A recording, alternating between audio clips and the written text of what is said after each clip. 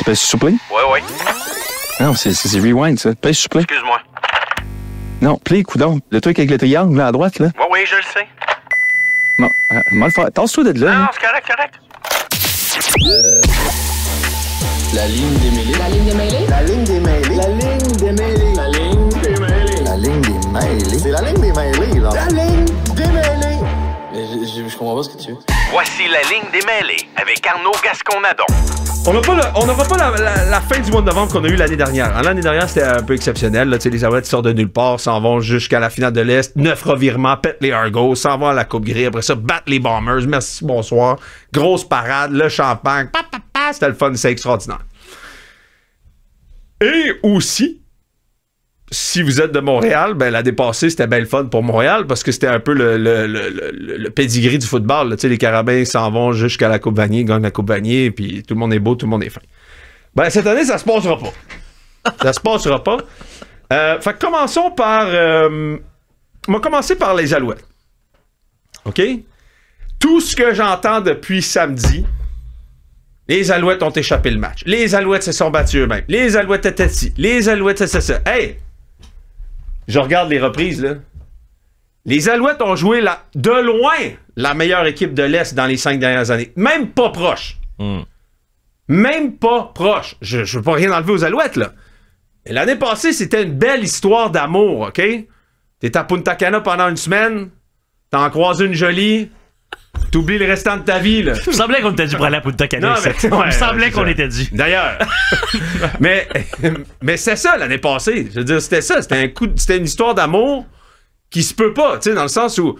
Mais là, la réalité après ton Punta Cana, là, c'est les Argos. Les Argos, c'est ta femme. Oh.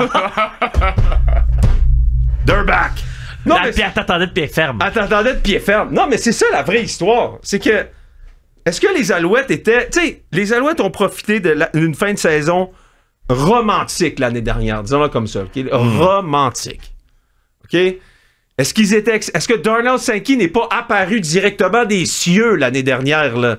Oh! Darnell Sankey. Who the fuck is that? Tu sais? Gagne la XFL. Boum, on le signe, il arrive dans la CFL. Bam, meilleur secondaire de la ligne. Merveilleux. Super. Darnell Sankey, merci. Tyrese Beverett arrive des Tiger Cats, il joue jamais, il arrive aux Alouettes, meilleur joueur de la ligue. Super bonne signature. Austin Mack, c'est qui ça? Avant l'année, tu sais, tout ça, le Cole Speaker, Austin Mack, Tyson Philpott. Tyson Philpott, il y a 2 ans, c'était pas ce que Tyson Philpott était l'année passée en série, puis c'est pas ce que Tyson Philpott était en début d'année. Fait que l'année passée, c'était une belle histoire, c'était une belle romance. Moi, tout ce que j'ai répété pendant la saison morte, puis en début d'année, c'est j'ai dit... Les Alouettes sont mieux d'avoir un 9 premiers bons matchs parce que Chad Kelly est suspendu pour avoir eu des conversations ou des moments houleux avec une dame dans le personnel d'entraîneur des Argos. Parce que dès que Chad Kelly revient, là, c'est ton retour de Punta Cana. Non, mais c'est ça pareil. Les Argos, c'est la référence dans l'Est depuis que Ryan Dinwiddie est là. Il y a une époque, c'était les Alouettes. Mais ça fait longtemps en tabarouette que les Alouettes sont pas de la référence, là. Le bateau, tu le changes pas. C'est des paquebots, ceux-là. Là. Ça change pas de bord directement sur un quart de scène. Là. Faut que tu laisses le temps de maturer. Tu sais, les Alouettes, est-ce qu'il y avait une bonne équipe cette année? Absolument. Est-ce qu'ils ont eu des blessures à des mauvais moments aux mauvais joueurs? Absolument. Est-ce que Chad Kelly s'est pas cassé la jambe en deux la game de samedi ou j'ai raté quelque chose? Ça arrive à tout le monde. OK? Mais les Alouettes peuvent pas penser que... Je veux dire, moi j'ai grandi avec une équipe des Alouettes où Anthony Calvillo tente de la renommée, Mike Prego tente de la renommée, Scott Flory tente de la renommée, Josh Board tente de la renommée. J'en nomme, là. Ben Cahoon, Jamel Richardson. Il y avait combien de gars de tentent de la renommée dans cette équipe-là? AJ Green. SJ Green. Chip Cox. Right? Il y en avait combien? 10? On a vu combien de gars là, qui vont aller au temple de la renommée? Peut-être 10? Il y en a combien là cette année? Combien vont aller au temple de la renommée cette année de la CFL? Ou même juste dans le Ring of Honor des Alouettes, disons. Combien? Il n'y en a pas qui sont là depuis assez longtemps, je pense. Donc, tu réponds à ma question. Donc, tu réponds un peu à ce que je dis. Ouais. Les Alouettes, c'était une belle histoire. Ils se sont pas battus eux-mêmes samedi. Ils ont perdu contre une équipe qui avait plus faim, qui avait plus d'expérience dans ces moments-là, un meilleur peut-être coaching staff à ce moment-là. Et ils ont perdu contre une bonne équipe. Arrêtons de dire que les Alouettes se sont battus eux-mêmes. C'était pas la meilleure équipe de la Ligue canadienne à plat de couture, là. C'était une bonne équipe de football. Mais il faut arrêter de rêver, là. Si les Alouettes veulent revenir l'année prochaine, ajouter du talent, ajouter de la profondeur. On a gagné de l'expérience. Je dis pas que c'était mauvais. Je fais juste dire, arrêtons de... Le football, ça se joue à deux, là, je m'excuse, là. Quand je dis les Alouettes, ils sont battus eux-mêmes. La balle n'est pas tombée tout seul, là. Les 5 revirements ont été provoqués par les Argos. Quand je pense à l'interception qui ramène ça sur la ligne de côté, le gars des Argos court, revient, pow! Fait tomber la balle. Ça, c'est un jeu de play-off, là. C'est un jeu d'effort, là. Oui, tu tiens la balle, mais je veux dire, le demi-défensif, combien de fois en pratique a sa pratique de tenir bien le ballon à la suite de l'interception? 0. Mais combien de fois le receveur, lui, à l'attaque, lui, pratique courir au ballon puis essayer d'échapper la balle à un demi-défensif? 0. C'est juste un jeu de football. Les meilleurs joueurs ont fait le plus de jeux dans ce match-là, puis ça a été les Argos. Puis après ça, t'arrives, puis on me dit, il aurait dû faire ci, il aurait dû faire ça. Les Argos ont perdu leur carrière partant, puis ils ont gagné pareil, sur la route. À un moment donné, là, peux-tu rendre à César ce qui revient à César? 2 secondes. Ouais, je te rejoins à 100% sur les raisons que les gens donnaient à cette défaite-là. Non, comme si les Argos n'étaient pas venus, en fait. Là. Ouais. Ils n'étaient pas là, tu sais. Ouais, 100%. Ça fait pas je te rejoins vraiment là-dessus. Les gens donnaient aucun mérite au fait que justement les Argos ont peut-être créé ces revirements-là puis se sont donné ces opportunités-là dans la rencontre. Ceci étant dit, ce que les gens, je pense, la raison pourquoi les gens ont tenu un peu mordicus à ça, c'est que finalement, ils ont rendu par 2 points. Donne-moi des mots qui sortent pas de Gryffondor, là. Qu'est-ce que tu veux dire par ça, mordicus? Que les gens se sont tenus au fait qu'au final, ils ont perdu par 2 points dans une rencontre. Attends, mais qu'est-ce que ça veut dire, mordicus? Tenir mordicus à quelque chose, ça veut dire comme l'y tenir fermement. Ouais, mordicus. Mordicus. T'as jamais entendu ça? Ben oui, mais genre... Là, j'avais l'impression que c'était comme... Mordicus, c'est pas un magasin de souliers, ça? Quoi? Un magasin Médicus. Ah, excuse, Médicus. Ça, c'est les appareils orthopédiques et équipements médicaux. OK, je m'excuse. J'étais ailleurs, là. OK, Mordicus. Ah, là, j'étais à Merdicus. Merdicus, wow. Mordicus. C'est-tu latin, ça? C'est latin, Mordicus? Ben, probablement, là. Ça sonne pas mal latin.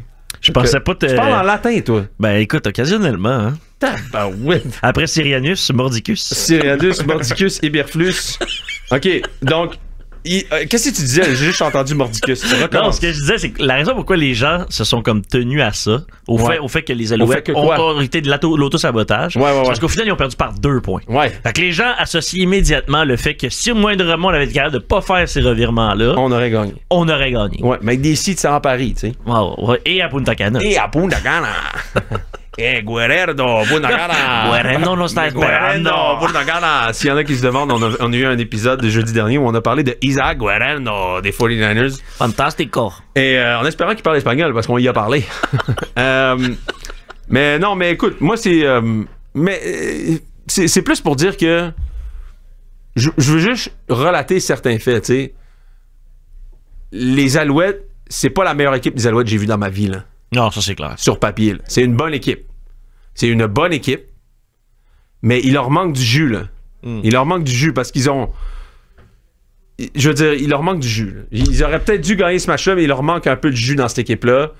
Moi, je profiterais pas de la saison morte pour dire on s'est battu puis on va recommencer l'année prochaine. Non.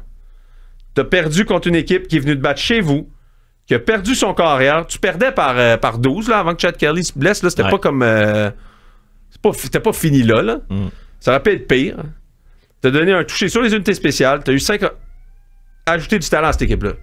Pas assez, là. Pas vrai que c'est la meilleure équipe de la Ligue, là. Ben, en tout cas, peut-être que c'était une bonne équipe cette année, mais de là à dire que je veux dire, c'est assez, là. Moi, je pense que c'est pas assez. Moi, je pense que depuis que t'as perdu Tyson Philpott, puis t'en as perdu... Tu sais, à un moment donné, c'était comme, OK, on fait quoi, là? Crois-tu que Fajardo a starté parce que l'année dernière, ils ont gagné avec lui? Ben, c'est une tabarouette de bonnes raisons. Ouais. Parce que là, c'est la controverse. Mais pas la controverse. Là, présentement, c'est les gros questionnements sur qui va être le carrière partant l'année prochaine. Ben là, tabarouette. Davis Alexander, premièrement, c'est un agent libre. Fait que Cody Fajardo est signé, là. Fait que Davis Alexander, c'est bien cool, là, mais t'as pas été à la finale de l'Est, t'as pas été à la finale, t'as pas joué à la Coupe Grey, t'as pas joué des gros matchs, c'est tout, là. T'as joué quelques bonnes saisons en saison régulière. Est-ce que tu le re-signerais quand même? Ben, ça dépend à quel prix. Y a-tu quelqu'un qui va vouloir le signer pour justement y donner la shot nous, on pense que tu peux venir être partant ici puis donner un salaire de carrière partant. C'est toute une question de salaire. S'il veut signer comme carrière remplaçant à Montréal, be my guest. Mais s'il veut avoir un salaire de carrière partant ou s'il y a une équipe qui veut lui donner un salaire de carrière partant, Calgary cherche un carrière. Moi, Vernon Adams, c'est la cible numéro 1 de la CFL pour être carrière. Ouais. Je veux dire, Nathan Rourke va revenir en Colombie-Britannique, puis Vernon Adams. Moi, j'aurais bien pu chercher Vernon Adams avant Davis Alexander. J'ai cherché la définition de merdicus. Merdicus? Ça existe aussi? Oui, mais je suis pas sûr. Là. Ah, c'est un doigt qui se trouve au milieu de quelque chose. OK, tu m'en parles à la pause et on prend une décision. On veut remercier ubet.ca d'être notre commanditaire officiel. Et voilà. On a eu beaucoup de succès sur nos petites jasettes en fin de semaine. Oui. Ça a très, très bien été pour nous. On vous invite d'ailleurs à suivre ça de très près parce que là, à ce rythme-là, on se rapproche très, très près d'un podcast uniquement dédié aux petites jasettes. Donc, on a tous bien hâte. Là, parler, il sue, là, il est comme... hey, ça, là... Même moi, ça commence à rouler. Ça commence à rouler, là. T'es sur le bord de payer ton bout de tancana avec la petite jasette que t'as faite en fin de semaine. Ça continue de même. Non, c'est ça, exact. On va s'acheter un studio en or. OK, prochain segment... oui, on va parler de la NFL, mais là, je veux parler de la Coupe Dunsmore. J'y étais samedi à Québec, j'y étais. Toujours cool. Honnêtement, c'est fou le show à Québec, man. C'était malade. Mon père est venu. C'est la première fois qu'il venait voir une game à Québec depuis 2012. Hein. Ouais. il était comme... Ouais, c'est insane. C'est incroyable. Pour vrai, le show qu'ils font, là, ils ont vraiment... c'est la référence. Tu sais, à un moment donné, j'étais là, je parlais avec Justine Saint-Martin qui était avec moi sur les lignes de côté, puis je dis...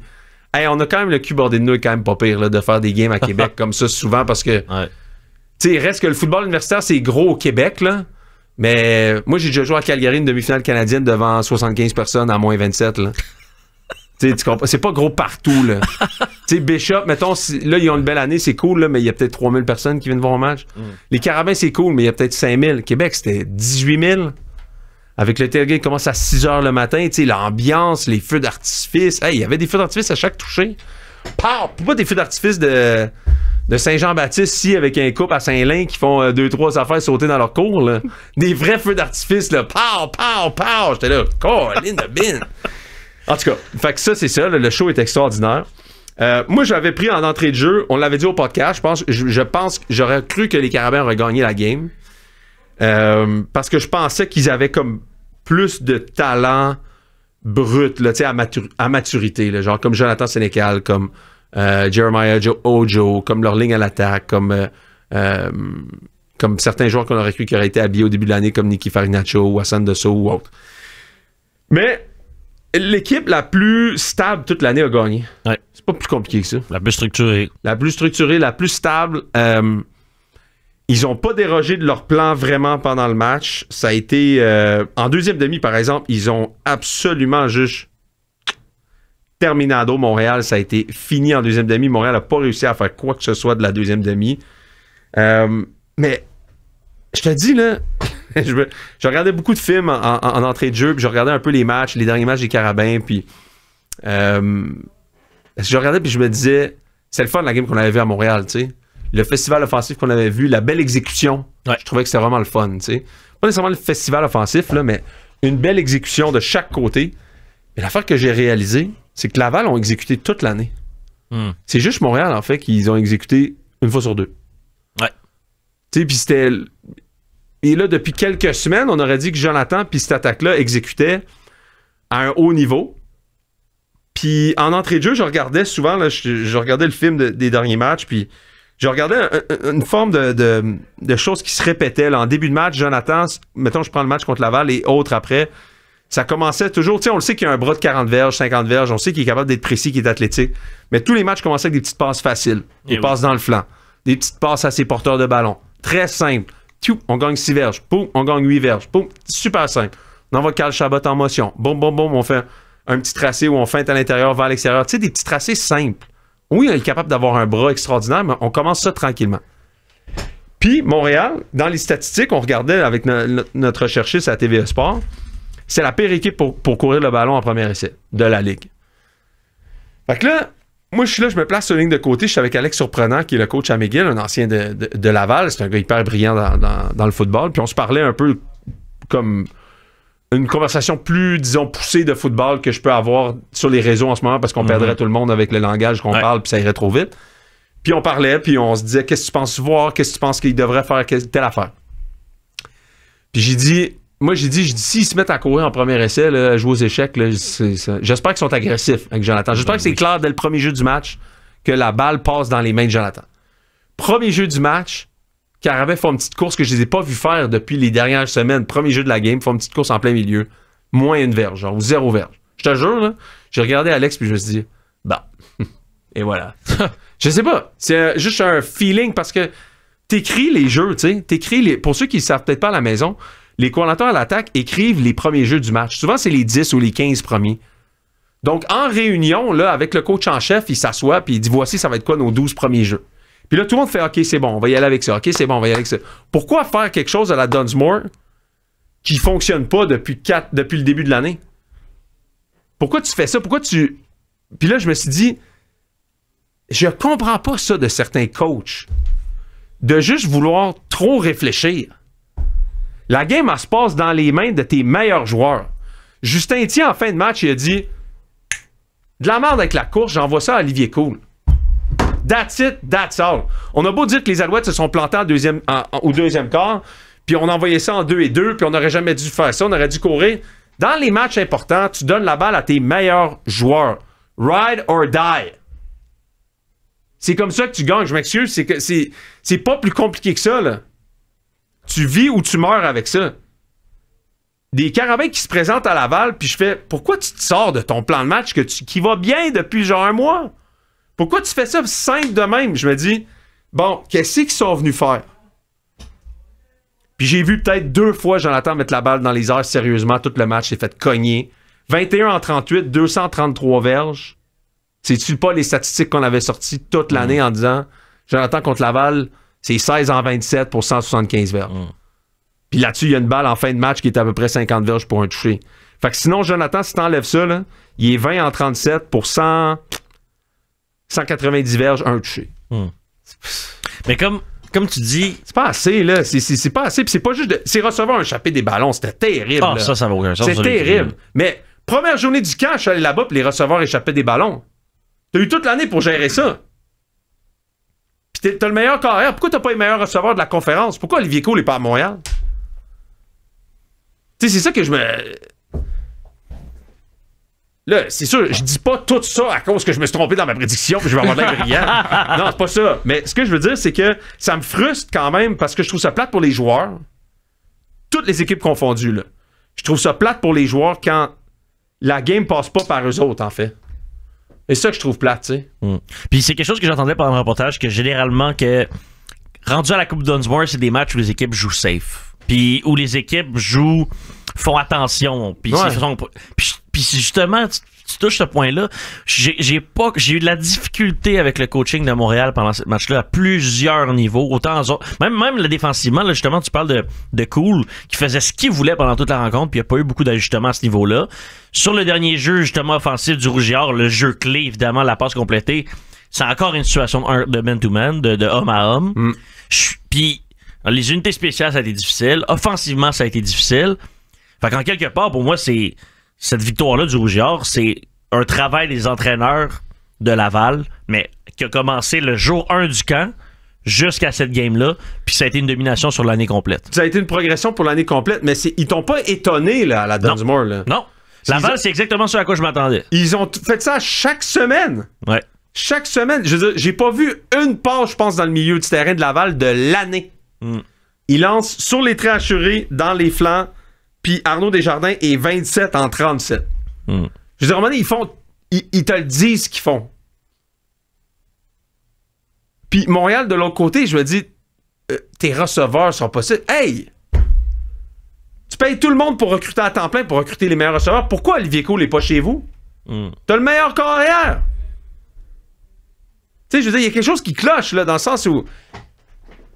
En tout cas, puis d'arriver dans un match comme celui-là, puis comme coach, tu veux que ça passe par toi, là, tu sais? Je trouve ça malhonnête pour les joueurs. Parce que je pense que, je veux dire, la balle aurait dû être dans les mains de Jonathan. Le match aurait dû être dans les mains de Jonathan à toutes les fois. Puis de l'autre côté, Laval, ben eux ont mis le match dans les mains de leurs joueurs. Ouais. Puis t'as vu Justin Cloutier en défensive se lever. T'as vu William Canville se lever. T'as vu Arnaud Desjardins se lever. Olivier Cool se lever. Tu sais, les gros joueurs de Laval ont été des gros joueurs toute la game. Puis Montréal, tu l'as pas vu. Si-tu les joueurs qui se sont pas présentés? Moi, d'un plan de match, j'ai regardé ça puis je faisais... Pourquoi c'est différent là que c'était... Pourquoi ça fonctionnait dans les dernières semaines puis là, tu veux faire autre chose? C'est quoi la patente? Tu lances première série du match, je pense que tu lances une balle en plein milieu du terrain au numéro 2 de Montréal, j'oublie son nom. Catch extraordinaire. Le gars fait un flip sur lui-même. Tu n'en vas pas à balle avant la fin de la première demi puis après, tu as un autre touché. C'est 2 passes de la journée, c'est ça? Là, je te dirais en anglais, feed him! Feed the dog! Le gars, il fait un backflip, première série, il attrape la balle, il se relève, il spike la balle. Let's fucking go! Puis après ça, il attrape un touché Puis c'est ses 2 catchs de la journée. C'est ça où je fais... Arrêtez de surcoacher. Faites juste laisser les joueurs jouer tabarouette. Les joueurs sont là, c'est leur seule chance. Il y en a plein qui arrêtent de jouer après, là. Toi, tu peux coacher pendant 15 ans après. Laisse les joueurs jouer tabarouette. C'est bien dit, ça. Ouais, un petit couple de spray. Puis sur une autre note là-dessus aussi, rapidement, là. Hey, je viens de voir Gérard Galland qui part. Gérard, on a besoin de toi. Il vient de partir. Hey, rattrapez-les, quelqu'un. Il est sur le laurier, Gérard Galland est là. Ben, sur une autre note, là, oui. puis rapidement, oui. On en a déjà parlé plus tôt dans l'année, puis pendant que je regardais ce match-là encore une fois, là, moi, ça venait me chercher. Ouais. Montréal-Québec, là. Ah, Géant Carabin, là. Ouais. C'est-tu le fun, sacrément? C'était Puis cœur, moi, hein? je suis plus là, excuse-moi, là, je vais me laisser emporter. Là. Non, vas-y, mais ça fait 15 minutes tanné qu'on parle des sacraments de Nordiques. On n'est pas foutu d'avoir une autre rivalité Montréal-Québec. Je sais. À part celle-là, on peut-tu avoir une équipe dans le CFL à Québec? On peut-tu avoir une équipe à Québec dans la PWHL, la Ligue féminine de hockey, on l'autre tout. Sacrament, on peut-tu? Oui. On hey, tout, à on chaque tout. fois, c'est trippant, cette Je rivalité-là. Pourquoi ça se transporte pas ailleurs? Je sais. C'est tellement vendable en plus. C'est terrible, Ça là. n'a pas de sens. Il y a autant de monde qui ont écouté la Dunsmore qui écoute le Canadien, là. Ah, puis cette rivalité, elle part du secondaire, là, des écoles. Ah oui, Ben c'est oui. ça. Québec, Montréal, Québec, Montréal, Oui. Québec, Montréal. là. Oui! C'est comme après l'université, elle n'existe plus. Pouf. Puis moi, pour les Montréalais qui sont peut-être pas allés à Québec récemment, là, Québec s'est rendu gros, là. Il y a plus de grues à Québec qu'il y en a à Montréal, là. Je te jure. Non, mais ça construit plus à Québec que ça construit à Montréal. Ça pousse partout. Ouais. Des tours de building à bureaux, des condos, tout, ça pousse partout. Ils ont besoin des bicyclables, eux autres aussi, mais regarde. Mais Québec pousse, par exemple, puis tu sais, quand tu parles de la Ligue canadienne, est-ce que la Ligue canadienne pourrait avoir sa place, mettons, au PEPS? Pourquoi pas? Écoute, C'est une nouvelle base de fans. Les gens, ils trippent. ah ouais. Les gens vont voir les Alouettes, ils vont voir les Carabins. Pierre-Carl, il domperait-tu les Alouettes pour acheter l'équipe à Québec? Non, mais dans le sens, il y a déjà tu sais, non, mais pour vrai, il aimerait ça être genre le King, là, tu sais, pour avoir l'équipe de hockey, l'équipe de foot, tout. Imagine. Ce serait fou, là. Mais, en tout cas, moi, c'est juste, je comprends pas qu'on ait juste un foutu sport dans lequel il y a cette rivalité-là. Non, ça n'a pas de bon sens. C'est triste parce qu'on l'a. Tu sais, il a existé un moment, puis là, il n'existe plus, puis je veux dire, le produit est tellement là, la preuve de marché est tellement Mais là. oui. Ça n'a pas de sens. C'est ridicule. Puis, tu vois, même nous autres, là, on a un beau podcast de football, là. On se le dit souvent, là, nos clips qui fonctionnent le plus, de loin, Mais oui. c'est nos clips RSEQ. Puis moi, ce qui me fascine, c'est comme je disais à Pepper, puis à Parley, je disais, je peux aller ici, sur la rue Laurier, là, puis croiser quelqu'un. Mais je peux croiser Jacques, ici, en plein milieu de la rue, sur Laurier, puis dire à Jacques, connais-tu Pat Mahomes? Il va me dire oui. Il va dire, connais-tu Jonathan Sénécal? Il va me dire non. Mais, je veux dire, juste récemment, on a fait un clip de la blessure à Arnaud Desjardins.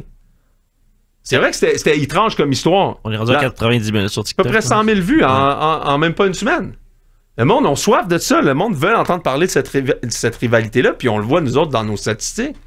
Mais moi, je suis là pour ça. J'adore ça. Moi, cassez-vous à gueule autant que vous voulez. J'adore. Je veux dire, moi, hey, tous mes chums qui jouent au Vieux-Montréal, quand ils ont joué à Montréal, je les haïssais. Là. Pendant 3 ans, on se parlait plus. Là. On voulait se péter à gueule. Ah, c'est là. clair. On voulait se péter à gueule tout le temps. Là. En revenant, vous êtes au podcast de la Ligue des mêlés à l'antenne de BPM Sport. On revient, on fait le retour sur la fin de semaine de la NFL. Je comprends pas ce que tu veux. Voici la ligne des mêlés avec Arnaud Gascon-Nadon. Puis on peut peut-être commencer avec eux tout de suite, là, mais ça fait plusieurs questions qu'on me pose sur les Steelers de Pittsburgh. Parce que là, hier, c'est une grosse victoire contre les Commanders. Ouais. On en a pas tant parlé au cours on en a peut-être un peu moins parlé au cours de la dernière semaine, malgré le fait qu'on les avait dans notre radar. Ouais. Mais là, hier, c'est une grosse victoire. Ouais. Revenu de l'arrière, sur la route, contre les Commanders. Ouais. Ben, en fait, écoute, je pense que c'est la première fois depuis l'ère Ben Roethlisberger que je pense que les Steelers sont à prendre au sérieux. Ouais.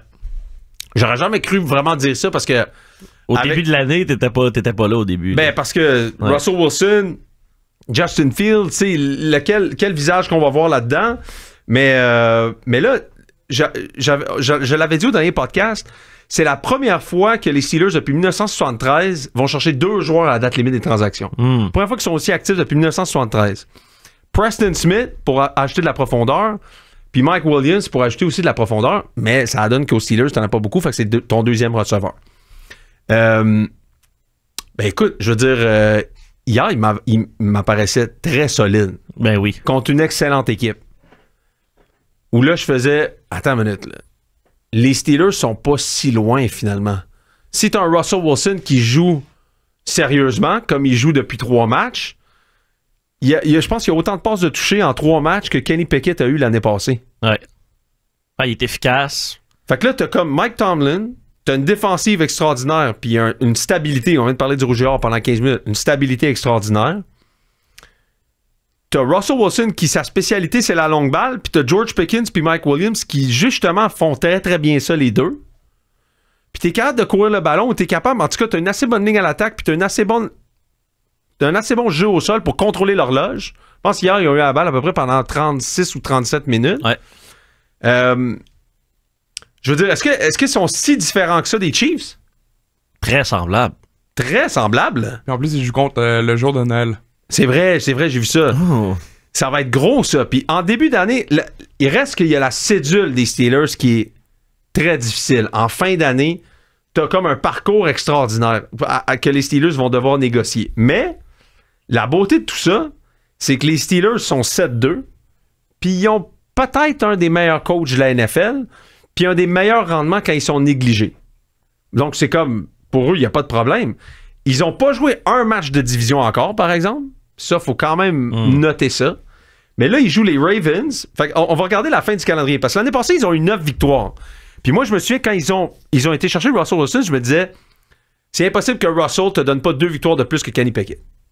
Fait que je me disais, Steelers vont avoir 11 victoires. Je sais pas comment, mais ils vont en avoir 11. Je veux dire, c'était ça un peu... Ma mentalité, ils sont à 7. Il leur en manque 4 pour arriver à 11. Ils jouent les Ravens la semaine prochaine. Premier match de division. Puis après ça, c'est ça. Là, ça va découler. Ils jouent que des matchs de division presque jusqu'à la fin de l'année. Ravens-Browns. Fait qu'ils reçoivent les Ravens. Ils s'en vont jouer aux Browns. Après ça, ils s'en vont jouer à Cincinnati. Fait que c'est Ravens, Browns, Bengals, Browns, Eagles, Ravens, Chiefs, Bengals.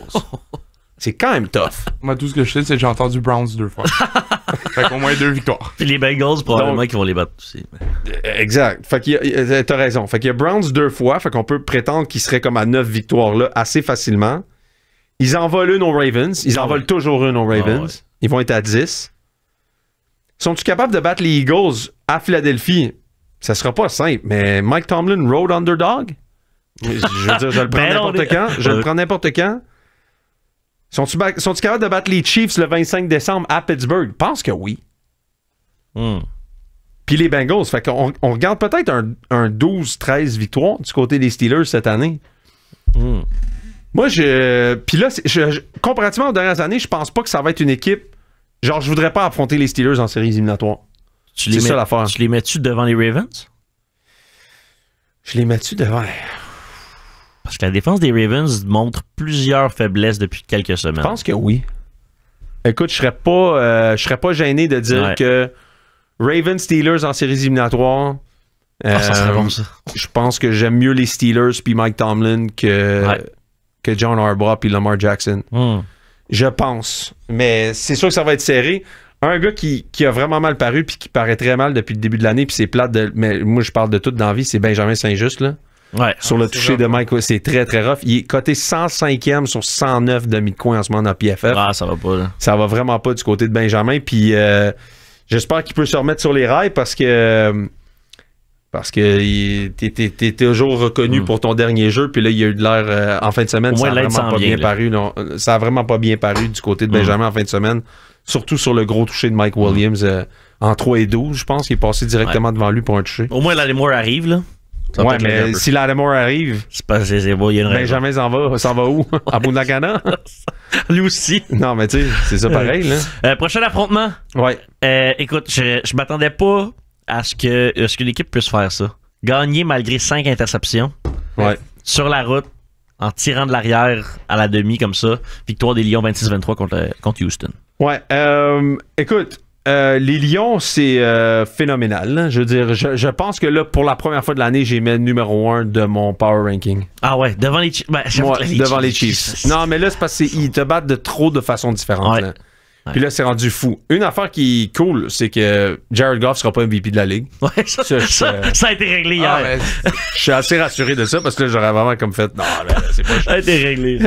Écoute, les Texans menaient 23-9 à la demi. Ça a été 19 points sans réplique du côté des Lions. 5 interceptions du côté de Goff. Une affaire que j'ai vue qui était quand même drôle. Goff, c'est le 3e carrière en 30 ans à gagner en lançant autant d'interceptions. Savez-vous c'est qui les deux autres? Ouais. C'est Matt Ryan puis Tony Romo. Ouais, Matt Ryan en 2012, qui jouait contre Ryan Lindley, mon ancien chum de Ottawa.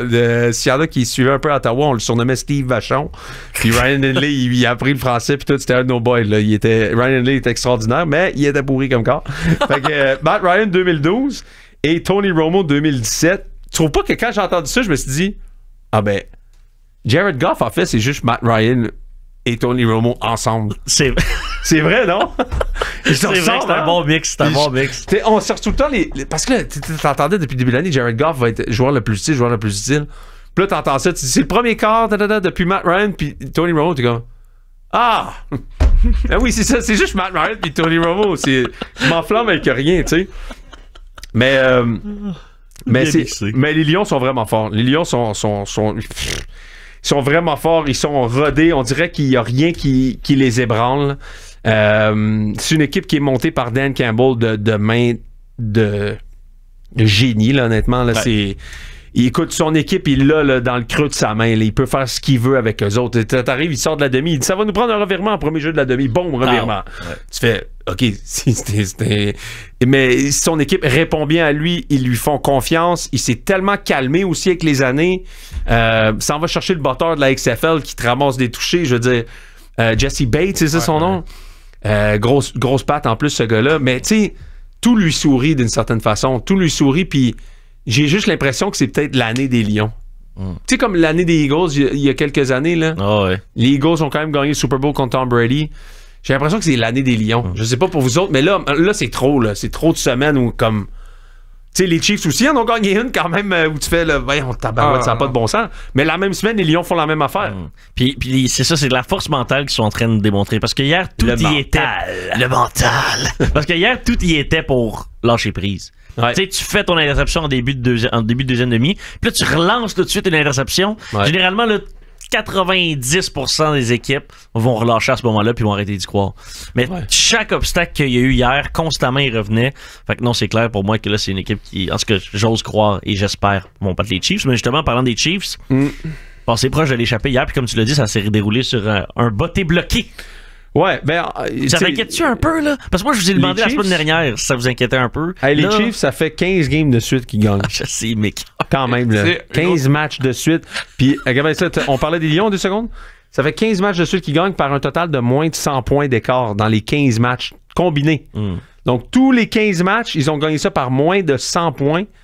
Les Lions viennent d'en gagner 5, puis les autres, c'est par 107 points.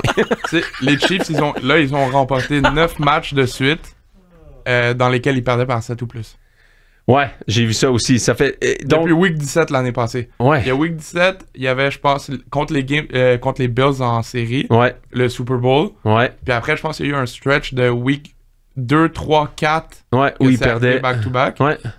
Puis en tout cas, ils sont sur 7 de suite, là. Ben, 9 de suite. Puis, tu sais, j'entendais Hardman qui disait, McCall Hardman qui disait, apparemment, il parlait avec D-Hop à la fin du match sur le placement, puis D-Hop disait, man, on aurait dû gagner, tu sais, can't believe we're losing this game. Puis il dit, don't worry, man, things can happen, don't worry, we're different. Puis là, bah, le gars, Chanel qui pète le gars devant lui, boum, saute, bloc. Tu sais, mais c'est le genre de... Puis après ça, les joueurs, ils parlent, ils disent, on a pratiqué, on a vu qu'il y avait une faiblesse là du côté des Broncos, puis c'est une combinaison de chance, de préparation, de joueurs qui croient en eux, puis de gagnants. Tu sais, c'est des gars qui jouent du début jusqu'à la fin de tous les matchs. Ouais. C'est pas facile à faire avec autant de stabilité, autant de constance. Est-ce qu'il...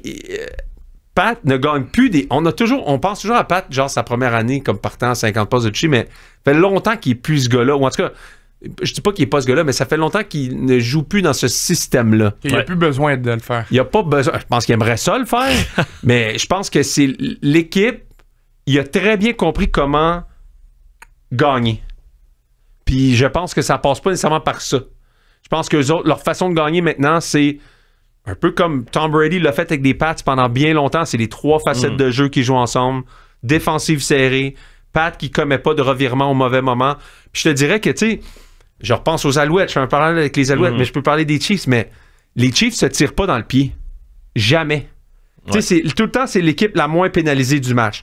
Tout le temps, c'est l'équipe qui connaît pas, ils ne font pas de revirement au mauvais moment. C'est tout le temps la meilleure équipe. Là, je pense qu'ils ont été parfaits sur 4e essai. Ils ont été comme 70% sur 3e essai. Tu sais, ce genre de statistiques-là où, par exemple, t'as un gain de 1 verge sur le premier essai. T'as un gain de 2 verges sur le 3e essai, 3 et 7. Tu clutches le 3 et 7. Tu sais, c'est pas donné à toutes les équipes je regarde les Bears. En fin de semaine, je pense qu'ils ont été 1 en 14 en 3e essai. Là où tu te démarques comme équipe de la NFL dans les pros, c'est commenter dans des situations importantes. Puis dans les détails du match. On a parlé, je refais un parallèle avec les Carabins. Les Carabins n'ont pas été bons toute l'année dans les détails de la game. Ouais. Toujours des mauvaises pénalités, toujours des mauvais jeux au mauvais moment. Les Chiefs font jamais ça. Ils laissent l'adversaire se battre, comme les 49ers l'ont fait encore en fin de semaine. 3 placements. Quand Shanahan se sac des unités spéciales, les Chiefs gagnent sur un botté manqué. Tu sais, tu peux pas gagner le Super Bowl si t'es pas bon dans les 3 facettes du jeu. Ça va te rattraper, surtout si tu joues contre un Bill Belichick, surtout si tu joues contre un Andy Reid, qui, eux, mettent vraiment une emphase pour être performants dans les 3 et être performants dans les 3 dans les moments importants. On s'en va à la pause. Une courte pause. De retour, on finit de parler des gros matchs de la fin de semaine de la NFL. Vous êtes à la Ligue des mêlées sur les ondes de BPM Sport. Je comprends pas ce que tu veux. Voici la Ligne des mêlées avec Arnaud Gascon-Nadon. OK, vous êtes de retour à la Ligne des mêlées. On va y aller rapidement pour quelques résumés. Vikings-Jaguars. Écoute, est-ce que les Vikings sont l'équipe qu'on pensait au début? Moi, dans mon livre à moi, oui, je pense pas qu'ils étaient vraiment comme la meilleure équipe de la Ligue. Je pense pas que ça en est au Super Bowl. Je pense pas que Sam Darnold, c'est un candidat au joueur le plus utile de la NFL. Mais les Vikings auraient dû défoncer les Jaguars. Je regarde les stats. 402 verges contre 143. 28 premiers essais, 42 minutes de temps de possession. Tu gagnes 12-7. Il y a quelque chose qui marche pas certain. Je serais pas gêné de reprendre les Vikings la semaine prochaine. Mais... Comme on disait, tu sais, Sam Darnold, c'était pas supposé être le partant, c'était supposé être J.J. McCarthy. Mais J.J. McCarthy va te faire gagner un Super Bowl? Washington ou Jaden Daniels. Je veux dire, J.J. McCarthy, c'est Bantam 2B comparativement à Jaden Daniels. Là. Les Saints faufilent contre les Falcons. Les Chargers battent les Titans assez de façon convaincante. Ça aurait dû être 27-10, mais ça a fini 27-17. Eagles piétinent les Cowboys. Cowboys... Ça va pas, là. C'est terrible, c'est épouvantable. Première équipe de l'histoire à être menée dans 5 matchs de suite à domicile par 20 points à un moment donné. Oh my God, ils sont tellement mauvais, là. Ils sont tellement mauvais. Puis si Mike McCarthy devient coach des Jets l'année prochaine, je me sac en bas d'un building. S'il vous plaît. Les Pats qui servent une leçon défensive à Caleb Williams, ça aussi, ça va chauffer du côté de Chicago. Là. Ils laisseront pas leur carrière vedette se faire brosser de même toute l'année. Je sais pas si l'entraîneur-chef va rester là jusqu'à la fin de l'année. Matty Berflus de Poufsouffle. On vous invite à écouter notre dernier podcast. Les Bills battent les Colts aussi. Josh Allen, he's the man. Les Bills, je pense que Sean McDermott puis lui ont pas besoin de se soucier trop. Les Jets, they're dead. Je suis tanné. C'était dégueulasse. Honnêtement, ils sont dégueulasses. Ils me répugnent. Kyler, il y a eu une séquence. Il y a eu une séquence que Kyler a complété 17 passes de suite sur un record d'équipe. Sauce Gardner, là, Va-t'en. J'allais dire des... Sérieux, là, vous êtes dégueulasse. Vous m'écœurez. Vous m'écœurez. Hey, vous êtes dégueulasse. Je veux dire, Kyler Murray a eu besoin de lancer des screens puis courir des petites inside zones pour défoncer les Jets. C'est secondaire 3, là, ce playbook-là. Là. On court, on te lance une passe voilée. Hey! T'en l'avais dit qu'elle allait manger une claque. Sérieux, là? T'en l'avais dit. J'ai sauté sur cette cote-là à pieds joints, là, sans même hésiter. Parfait. Saute dessus. Bien content pour toi. Mais tu peux, la semaine prochaine aussi, son favori. Je sais. Je viens de regarder son favori contre les Colts. 3,5 points contre les Colts. Ça arrête pas. À Vegas, il boit quelque chose. Ben là, j'ai vu Kyler Murray hier après la game. Il est allé dans un magasin de biscuits. Hey, il est allé dans de biscuits au chocolat. Il a de la gelée comme une balle. Je me suis dit, OK, Call of Duty, ça part à soir. Mais le gars, il arrive après sa game en coton ouaté dans un magasin de biscuits. Il se pogne une boîte de biscuits puis il met ça sur son TikTok. Je me dis, OK. Moi, je trouve ça poétique qu'après 3 semaines que tu parles de ça. C'est la première fois en carrière qu'il gagne 4 games de suite, c'est contre les Jets. Ah, c'est vrai. Les Cardinals. Mais c'est parce que les Cards sont en bye week. Mais là, voilà, c'est là. Monte une double biscuit quand même toute la semaine. Puis, ben écoute, c'est tout. Je pense qu'on a fait le tour. On a fait le tour des matchs. Panthers Giants, j'en parle pas. Et puis voilà, ben ce soir, Rams Dolphins. J'avais pris les Rams à -1. Là, c'est rendu à -2,5. Plus la cote monte, moins ça. À 3,5, je prendrais les Dolphins. À 2,5. Les Rams, ils sont bons, là. Ils sont bons, mais Miami, ils sont sneaky. Là. Sean McVay contre Tua Tagovailoa, c'est ses disciples. Là. C'est ses disciples. Non, mais tu sais, Mike McDaniel, c'est son disciple. Là. Il était là avant à Washington, quand lui était là avec Carl, puis tout ça, c'est il est autour de la table. Ouais, est-ce que l'élève peut dépasser le maître, là, tu sais? Est-ce que tu viens à la table des adultes ou tu restes à la table des enfants, Mike McDaniel? Moi, je suis Sean McVay, c'est un des meilleurs coachs de la ligue. Ouais. Si c'est pas le meilleur coach de la ligue. En tout cas, il est brillant en tabarouette, ce gars-là. Puis, je pense juste que, tu sais, ça ferait 3 matchs de suite que Tua perd après être revenu. Ouais. Il joue bien. Ça donne qu'ils ont joué 3 bonnes équipes. Mais, puis on prend pas le voyagement aussi là-dedans. Hein? Miami qui s'en va à Los Angeles. Ouais. Quand même beaucoup de voyagement. J'aime les Rams ce soir pour gagner. Merci à tout le monde d'avoir été avec nous ce soir. On vous souhaite un bon football. Il y a la demi-finale canadienne en fin de semaine et il y a notre podcast aussi de jeudi qu'on enregistre toujours jeudi qui est disponible toujours en fin d'après-midi avant le Thursday Night dans lequel on fait notre segment des meilleurs paris. On a très bien performé en fin de semaine. Si vous ne l'avez pas vu, vous pouvez aller voir notre dernier segment de paris sportifs. Donc, hey, bonne soirée. Bonne soirée à tout le monde. Yes. Bon football. Puis on se reparle jeudi. Ciao. La ligne des mêlées. La ligne des mêlées. La ligne des mêlées. La ligne des mêlées. Voici la ligne des mêlées avec Arnaud Gascon-Nadon.